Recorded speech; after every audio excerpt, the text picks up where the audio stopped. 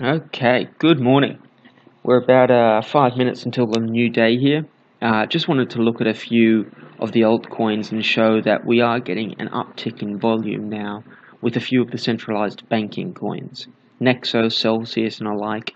A bit different to Aave. It's not decentralized farming or anything like that. It's centralized. It's a banking app in a way, which offers all types of uh, services going forward. I imagine it's going to offer more and more. But at the moment, it's a bit like interest rates and whatnot, and a decent place to store. And I think that's why we're seeing an uptick. Since the drop off, people have started using, as we suspected and talked about earlier, people started using these services. People started putting their money onto these services. And why would I like Nexo when I'm on the Nexo app? Because they offer better payouts, better interest rates if paid in Nexo or if holding Nexo. Um, and so the incentive is there, obvious. It's an obvious incentive, and that allows people to, in a downturn, put their holdings on platforms like Nexo over products like Anchor or services like Anchor, which are having a drop off because uh, the market's dropping off. Celsius token is also a large one in the same area. And again, look at that, more volume than it's basically ever had. Obviously, this is just FTX, and you can buy a Celsius token on Celsius. But FTX, you can see even just before the drop-off, but it's kind of sustained, a lot more so than anyone else. And most of the other altcoins, these guys have sustained volume because there's an incentive to hold these in a downturn. And it looks like they've performed a lot better than most of the other altcoins out there, for obvious reasons. We can all kind of see that if you're going to hold long term, you would rather something that produces an income in the meantime and has a bit more of a reason to buy in a downturn, so therefore may not be as volatile, um, and may be stronger than the others. So at the moment, it only had a 40% drop. A lot of that is wick compared to a lot of 75% drops. It's basically back up to, pre-drop levels, 14% drop, whereas this Anchor, which I like a lot, I'm a big fan of Anchor and the storage sector, it's still down like 60%. And we can see here just differences in the moving averages. Obviously, it hasn't had as much time, but it still has. One second, how do I get rid of this? It's the recording things over that function. They're recording things over the button. There we go. So we, same issue. Okay, good. Oh, what's this? Jesus Christ.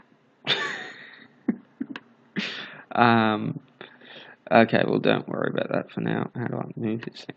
Oh, there we go. There we go. That's better. So, yeah, we have the function of these coins at the moment kind of increasing the volume, whereas coins that don't have a kind of a bear market function, where I won't want to hold Anchor as much, I still like Anchor, and it loses its potential benefits. It's losing value like a lot of the other currencies, and its storage element doesn't help it in a bear trend, where centralized banking and interest rates on holdings does help an asset in a bear trend. And that's why we're seeing, and a few of us talked about before it even started, that these coins and Nexo, Celsius token, banking apps, banking coins, they're going to be stronger. And even if this upticks, they're going to get an uptick of the bull market as well, like, as seen prior. But, well, that doesn't look like Dixie. There we go. But in the meantime, here we go. Got a bit of a slow computer at the moment. Should probably cut this before it gets too long. But at the meantime, we do have Dixie getting stronger. We do have Dixie still, on a breakout more than a retracting. And the SPY, the stock market, S&P 500 is being strong as well. We're having gold have strength. We're having a few commodities besides oil. Oil is dropping, but a few of the commodities are showing strength again. But it's Bitcoin that is still, not showing that strength. And we have to be a bit more aware to the fact that, Dixie and the US dollar may be continuing up here for another 3 months or so, and we're going to have a bear trend. And even though this has been back up to the old levels with Celsius and Nexo and whatnot, and it's got the volume, it may also continue in a bear trend. If Bitcoin goes down, this is not going to be, it's unlikely that this is going to be breaking highs if Bitcoin goes lower. But this may be going lower less. So these are the kind of coins that I'm interested in at the moment in the crypto world, because I just think not only is holding it a bit of a benefit, but its price action should reflect that holding it in a bear trend is better than holding coins that you may like or I may like Anchor. Because we have to be considering what their function is and why that function will help them in a bear trend. And a lot of the coins and a lot of the sectors, I'm not sure why a bear trend will help them at all. If anything, they will be increasingly volatile.